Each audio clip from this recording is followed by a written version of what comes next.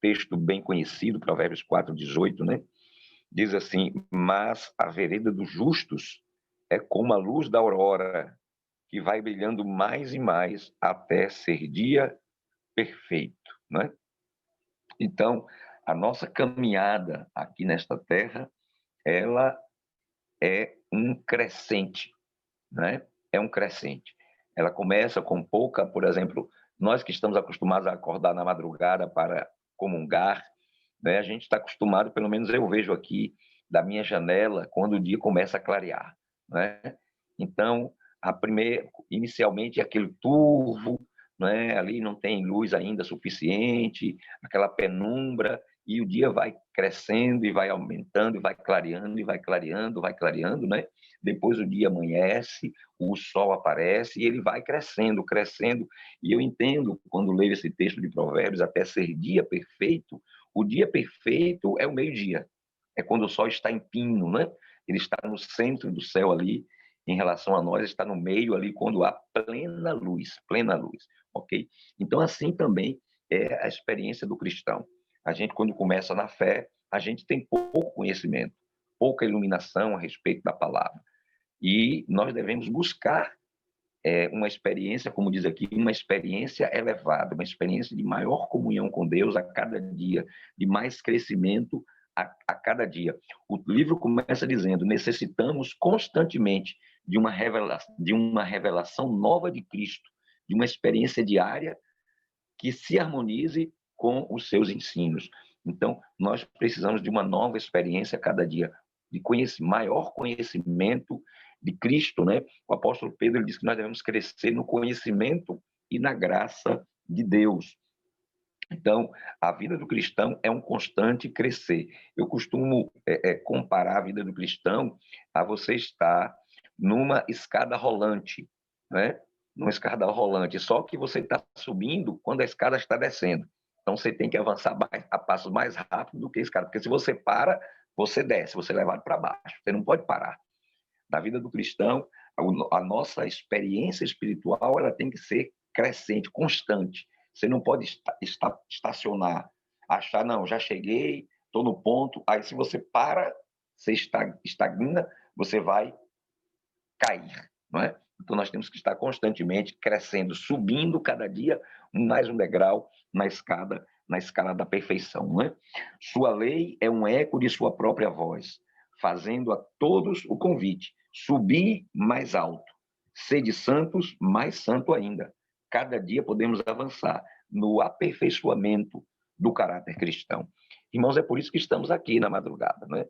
Nós estamos buscando o derramamento da chuva serôdia, que vem junto com o aperfeiçoamento do nosso caráter, com o crescimento, né, da nossa vida espiritual. Nós precisamos, aqueles que estamos consagrados, diz ela, ao serviço de Cristo, nós precisamos de uma experiência mais alta, uma experiência mais profunda, uma experiência mais abrangente das coisas de Deus. E nós temos aprendido aí, nos momentos a sós com Cristo, né, como a gente ainda tinha muita coisa que a gente não sabia, né? Então, nós estamos aprendendo a comungar com Deus, nós estamos avançando no crescimento espiritual. À medida que avançardes no conhecimento do Senhor, aprendereis que a vereda do justo é como a luz da aurora, que vai brilhando mais e mais até ser dia perfeito, né? Então, a vida de Cristo, ele estava sempre olhando para ver o resultado da sua missão, ou seja, ele estava com foco no que vai ser o final. Eu acho interessante o que a irmã White diz aqui, né? Sua vida terrena, tão cheia de trabalhos e sacrifícios, era iluminada pelo pensamento de que não seria em vão todo o seu trabalho. Por isso, irmãos, que nós temos que estar com os pés na terra, mas com os olhos no céu. Nós não estamos olhando para o aqui e o agora, nós estamos com os olhos na eternidade, nós estamos olhando para o resultado final de tudo pelo que nós passamos aqui, de tudo pelo que nós lutamos aqui. Então, nós não podemos ter os olhos voltados apenas para aqui. Eu me lembro daquele texto de Paulo, ele diz lá em Coríntios, capítulo 15, né? Se nós esperamos em Cristo apenas nesta vida, somos os mais miseráveis dos homens, né? Se esperamos em Cristo apenas nessa vida, não, irmãos. Nós não estamos esperando em Cristo apenas aqui, não. O nosso olhar precisa estar na eternidade. Ela diz assim: Cristo viu os resultados do trabalho de sua alma e ficou satisfeito. olhando através da eternidade, e olhou através da eternidade e viu a felicidade daqueles que, pela sua humilhação, haviam de receber o perdão e a vida eterna. Ainda que devesse primeiro ser recebido o batismo do sangue, ainda que os pecados do mundo devessem pesar sobre sua alma inocente, ainda que a sombra de uma indescritível mágoa pairasse sobre ele, por causa da alegria que o esperava, preferiu sofrer a cruz e desprezou a afronta. E ela diz assim no início do próximo parágrafo: todos os seus seguidores devem participar dessa alegria. A alegria da eternidade, irmãos. A alegria de ver pessoas salvas no céu. Isso é o que deve nos motivar. Mesmo na terra, podemos, pela fé, entrar na alegria do Senhor. Como Moisés, devemos estar firmes, como se víssemos o invisível. Nós estamos ainda na igreja militante, mas a igreja militante será futuramente a igreja triunfante. Muito em breve, irmãos, nós vamos estar com Jesus. Muito em breve, nós vamos ter aquilo que nós sonhamos, que é vida e vida em abundância, vida eterna. Portanto, não devemos nos preocupar com os problemas, com as dificuldades, essas coisas não devem desanimar, porque nós não estamos olhando para o aqui e o agora. Nós temos que ter a nossa visão voltada para aquilo que nos aguarda no futuro, né? A semelhança do equilibrista, quando ele está andando na corda bamba, não é?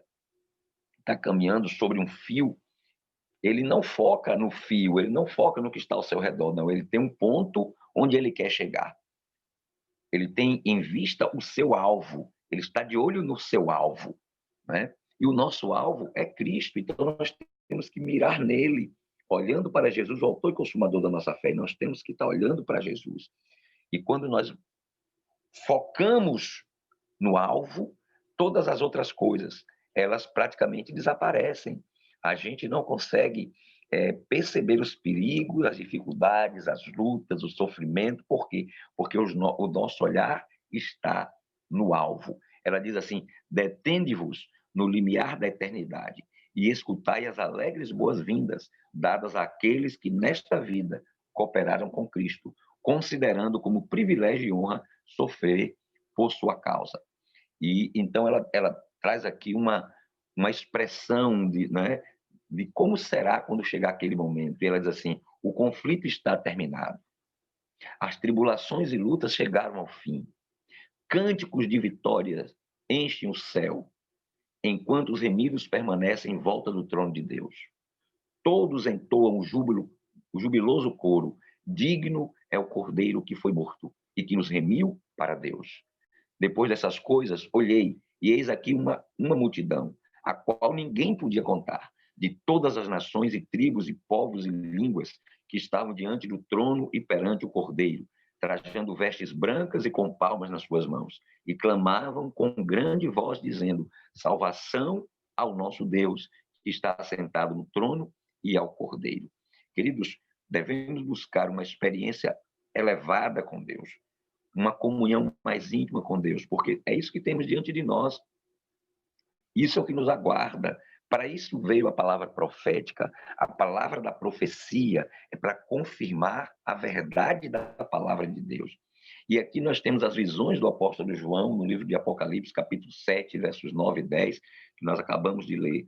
Não é? Nós temos também Apocalipse em outros lugares, capítulo 21, onde ele diz assim no verso 4, e não haverá mais morte, nem pranto, nem clamor, nem dor, porque as primeiras coisas passaram. As primeiras coisas passaram. E ela diz assim: necessitamos conservar constantemente diante de nós este quadro das coisas invisíveis. Aquilo que ainda não podemos ver. Porque lembrem-se, irmãos, lembrem-se, queridos, a Bíblia diz que nos últimos dias o justo viverá pela fé. Não é? Nós viveremos contemplando pela fé o invisível. O que é o invisível? O reino de Deus, que será estabelecido neste mundo, nesta terra, que nós ainda não podemos ver com os olhos físicos, mas precisamos contemplá-lo pelos olhos da fé, através das promessas na palavra de Deus. Mas antes que alcancemos isto, nós temos que passar pelos momentos difíceis de prova. Isso já está escrito, irmãos. Nada é surpresa para nós. Nós não estamos... as situações que acontecem, como tivemos aí esse ano, essa pandemia, né? Essas situações não devem nos surpreender. Por quê? Porque já estava profetizado. Jesus já tinha avisado que essas coisas aconteceriam e elas vão se intensificar à medida que nos aproximarmos do fim. Não é? A irmã White diz que a Moisés, antes de poder ser instrumento de Deus na libertação de Israel, foram destinados 40 anos de comunhão com ele na solidão das montanhas. Então ele teve que passar pelo deserto, não é? Ele teve que passar pelo deserto para depois então ser instrumento do Senhor. Depois ainda passou mais 40 anos conduzindo o povo no deserto para contemplar a terra prometida, né? E logo depois então ele poder ter lugar no céu. Então nós precisamos entender que Deus nos chama, mas ele já nos adverte que a nossa jornada aqui será uma jornada difícil, né? Ele diz: olha, esforçai-vos por entrar pela porta estreita, porque estreita é a porta e apertado o caminho que conduz à vida eterna. E são poucos aqueles que entram por ele, né? Então nós sabemos que a nossa jornada aqui ela será realmente difícil. Então, antes de Deus enviar Moisés para estar lá, para libertar o povo, ele o chama para estar com ele, para ter uma experiência de comunhão com ele, não é? Antes de abandonar com sua vida a missão de condutor de Israel, chamou Deus ao cume Pisga e fez passar aos seus olhos a glória da terra prometida. Diz mais, antes que os discípulos partissem para a sua missão, eles foram chamados ao monte com Jesus. A Bíblia diz que Deus os chamou para estar com ele e os enviar a pregar. Então, Deus nos chama para estar com ele, para ter uma experiência mais elevada, uma experiência de comunhão com o Senhor, né?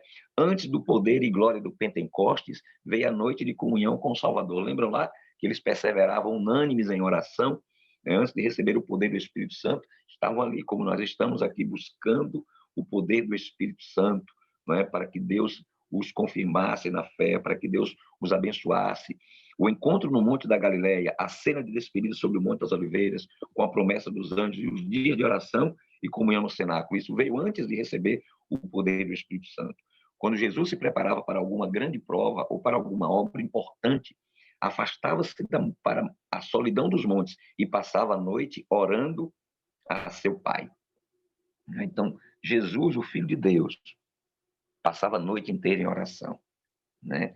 Eu louvo a Deus porque nós temos aí tido essa experiência dos momentos a sós com Cristo e temos experimentado, né? Passar a madrugada em oração na nossa vigília semanal, das 2 da manhã às 6, né? Nós temos aí, vamos ter agora nesse final de semana, do sábado para o domingo, a nossa vigília também, até amanhecer o dia. E eu tive o privilégio, né, a oportunidade, nessas nossas vigílias, fiquei sem internet e pude experimentar, pelo menos por 2 ou 3 vezes, fazer a vigília, eu e Papai do Céu, né? Ali passar a noite em oração, com a palavra, conversando, abrindo o coração a Deus. Então, irmãos, nós precisamos desenvolver realmente esse hábito da comunhão, porque a oração é um grande privilégio, né? Ela diz que nós temos que ter tempo para meditação e oração e para receber conforto espiritual. A oração e a fé farão o que nenhum poder da terra conseguirá realizar. Irmãos, atentem para esse texto. A oração e a fé farão o que nenhum poder conseguirá realizar. Então, a oração ela é essencial, irmãos. É essencial. Jesus, mesmo diante de todas as coisas que ele tinha, comunhão plena com o Pai, gastava tempo, investia tempo em oração, né? Estava sempre buscando estar ali com o Pai, buscando o poder de Deus para superar as suas dificuldades, as suas lutas, para vencer as suas batalhas. Lembrem-se, Jesus venceu não porque ele é o Filho de Deus, ele venceu porque ele seguiu a orientação dele mesmo, de ter comunhão ininterrupta e dependência completa do poder de Deus. Lembre-se, irmãos, Jesus não usou aqui os seus atributos divinos quando esteve nesta terra. Ele precisava vencer como homem.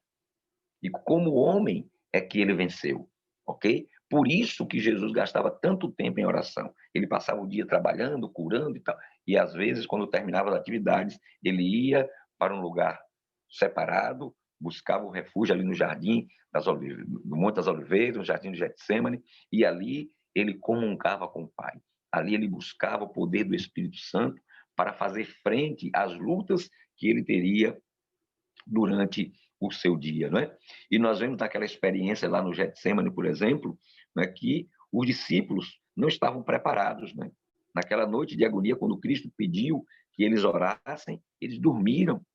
Nós temos que ter cuidado, irmãos. É tempo de nós vigiarmos, né? É tempo de vigiar. Jesus disse que nós devemos orar e vigiar para não entrar em tentação, porque a carne é fraca.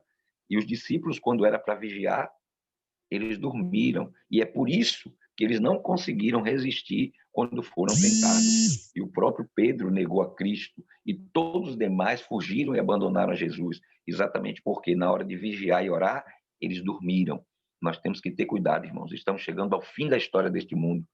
E é hora de vigiar e orar com mais intensidade em todo o coração, né? Então, nós precisamos estar preparados. Ela diz assim: as tentações a que todos os dias estamos expostos fazem da oração uma necessidade. A oração não é apenas um privilégio, a oração é uma necessidade. Os que procuram arrebatar os outros do vício e da ruína estão particularmente expostos à tentação.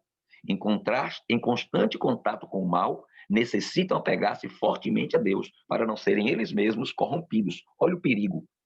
Nós que estamos na batalha espiritual para tirar pessoas das garras de Satanás, irmãos, estamos em constante contato com o mal. E ela diz: nós precisamos de oração para que nós não sejamos corrompidos, para que não corramos o risco de nós cairmos. Paulo dizia: olha que está em pé, para que não caia, não é? Ele diz: eu me esmurro, eu me esforço, esmurro meu corpo, reduza, para que eu pregando aos outros, não venha eu ser desqualificado. Então, nós precisamos realmente investir na oração. O motivo por que tantos são abandonados a si mesmos em lugares de tentação é não terem o Senhor constantemente diante dos olhos. Quando permitimos que nossa comunhão com Deus seja quebrada, ficamos sem defesa.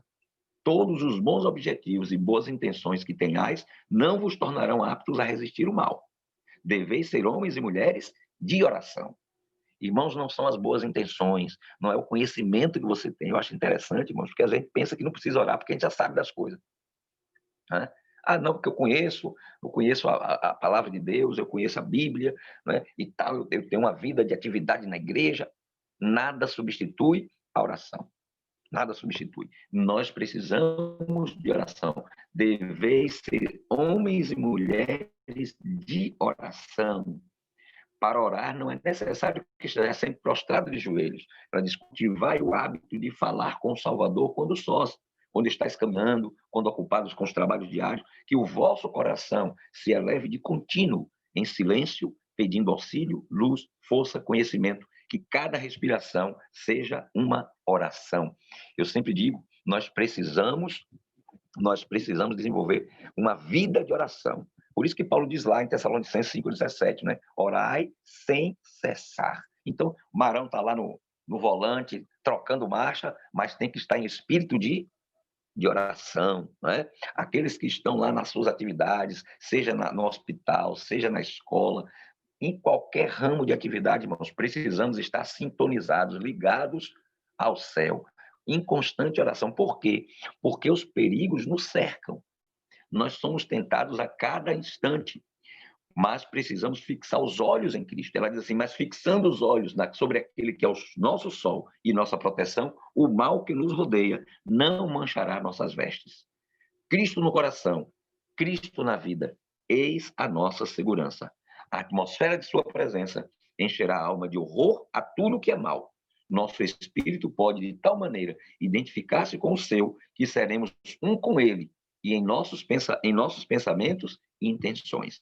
Seremos um com Cristo. Vamos ter a experiência de Paulo, né? Não mais eu vivo, mas Cristo vive em mim. Então, nós precisamos entender isso.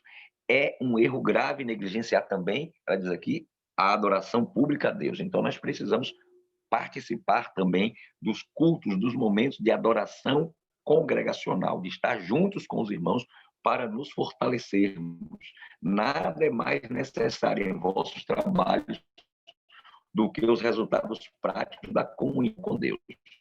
Devemos mostrar em nossa vida diária que temos descanso no Senhor. A comunhão com Deus refletirá. Para fazer frente aos embates que temos que ter comunhão com Deus, porque as respostas e as reações que teremos diante da tentação, diante das provas, elas dependem sempre de como está a nossa comunhão com o Senhor. Não é? Porque lembrem-se que nós temos duas naturezas batalhando dentro de nós. E as reações que vão aparecer é daquela natureza que nós estamos mais alimentando. Não é? Se alimentamos a natureza carnal, a nossa reação será uma reação carnal.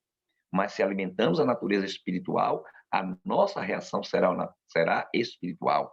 E eu me lembro, eu já citei até aqui, né, que alguém disse que o diabo sacudiu Jesus de tudo quanto é jeito, né? Espremeu, fez de tudo, mas só saiu amor. Por quê? Porque é o que ele era cheio de amor. Não é? Quando você sacode um copo cheio, o que é que derrama? Derrama o que tem dentro do copo. Não é? Se for coisa boa, vai cair coisa boa. Se for coisa ruim, vai sair coisa ruim. Então, de que estamos nos enchendo? Então, quando nós vivemos uma vida de comunhão com Deus, estamos nos enchendo de Deus, estamos nos enchendo de amor, estamos nos enchendo do Espírito Santo. E quando nós formos exprimidos, sacudidos, né, o que é que vai sair? Amor, Espírito Santo, não é? As coisas de Deus é o que vão sair. Então, nós precisamos realmente estar sob a direção e orientação do Espírito Santo a cada instante, ok? A última parte do livro fala sobre o divino conselheiro. E ela chama a atenção aqui de que quando nós estivermos passando por crise, por dificuldade, nós sentimos necessidade de conversar com alguém. Mas ela fala que o nosso conselheiro maior é Cristo. Não é? Sob circunstâncias difíceis, a descrença enche-lhes o coração e o caminho parece sombrio. Contudo, ali está sempre a seu lado o poderoso e eterno conselheiro, convidando-os a depositar nele sua confiança. Então, Jesus, que passou por tudo que nós passamos, esse é o nosso grande conselheiro. Não é? Então, nós precisamos buscar sempre o Senhor. O resultado de tudo que fazemos está nas mãos de Deus. Suceda o que suceder, deponde nele uma confiança firme e perseverante. Em vossos negócios, nas amizades, das horas de lazer, no casamento, que todas as relações sociais que tiverdes sejam empreendidas com fervorosa e humilde oração. Em ocasião de desânimo, ela dá um conselho. Nada digais aos outros, não espalheis sombra no caminho do próximo, mas contai tudo a Jesus.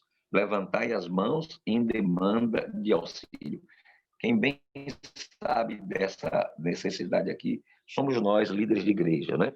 Nós passamos por situações na vida que nós não temos com quem conversar. Existem situações que nós passamos que nós não podemos abrir o coração. A quem vamos abrir o coração? Tem certas situações da vida, irmãos, que você não pode contar para os outros. Tem situação que você passa que não dá para contar. Porque se você contar, ao invés de ajudar, vai prejudicar. Não é? Então, nós temos um conselheiro, nós temos um amigo.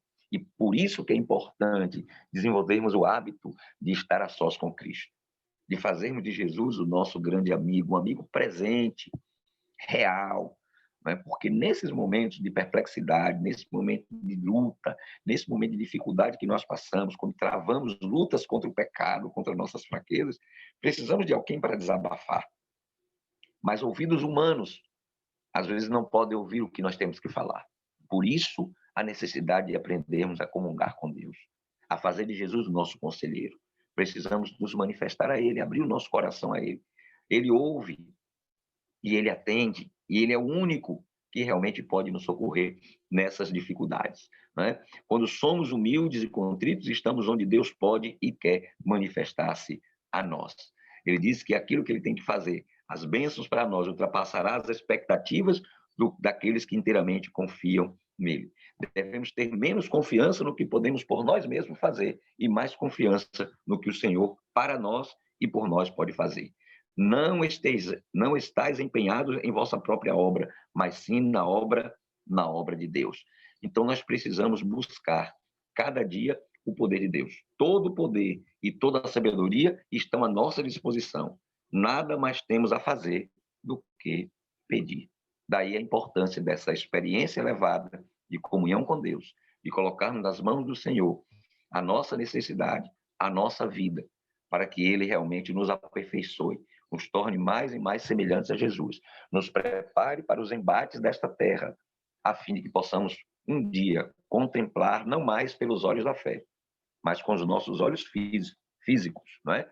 Jó disse assim: os meus olhos verão, não outros, os meus olhos verão, tá certo? Então, nós vamos ver a glória do Senhor na restauração de todas as coisas. E o livro termina dizendo assim: andai continuamente na luz de Deus, meditai dia e noite no seu caráter, então vereis sua beleza e exultareis em sua bondade. Vosso coração se abrasará com o sentimento do seu amor. Sereis erguidos como se fosseis transportados por braços eternos, com o poder e luz que Deus concede, podeis compreender e realizar mais do que antes julgáveis possível. E Jesus disse isso, né? Vocês farão obras ainda maiores do que eu, porque eu volto para o Pai, mas vocês ficarão aqui, serão cheios do Espírito. Vamos andar continuamente na luz de Deus. Vamos meditar dia e noite no caráter dele. Vamos olhar para Jesus. Nós vimos aqui que é pelo contemplar que nós somos transformados, né? E quando nós olharmos para Cristo, seremos transformados à sua semelhança. Vamos seguir os passos de Cristo, porque certamente chegaremos onde ele chegou, não é? Chegaremos no céu, na presença do Deus eterno. Queridos, que durante esse período que nós estivemos aqui, tudo que nós aprendemos, né, em todos os aspectos da nossa existência, que nós possamos pedir o poder do Espírito Santo para colocar em prática. E que a nossa grande experiência seja uma experiência de comunhão mais íntima com o Senhor. E nós que estamos participando do Momentos a Sós com Cristo, vamos participar de outros ainda, para fortalecer a nossa fé, que nós possamos desenvolver esta amizade de intimidade com o nosso Deus, que conheçamos a Cristo como ele se revela, como ele se deixa conhecer, e que esta amizade redunde naquilo que aconteceu com Enoque, naquilo que aconteceu com Elias, que nos tornemos tão próximos, tão íntimos do Senhor Jesus, que ele então se canse de estar longe de nós e nos tome e nos leve para estar face a face com ele. Que Deus nos abençoe e nos ajude a ter essa experiência diária, né? Até que cheguemos ao céu. Deus seja louvado. Irmãos, eu queria ler o texto, para a gente terminar, de João 17,3, que todo mundo conhece, né? Que diz assim: e a vida eterna é esta, que te conheçam a ti, o único Deus verdadeiro, e a Jesus Cristo, a quem enviaste. A vida eterna é conhecer a Deus e a Cristo, conhecer ao Senhor, né? E a Keila ontem estava lembrando do livro Conhecer Jesus é Tudo, né? Conhecer Jesus é tudo. E realmente nós precisamos ter essa intimidade com ele, conhecê-lo, né? Que cada dia nós possamos nos maravilhar mais e mais no conhecimento do Senhor Jesus Cristo.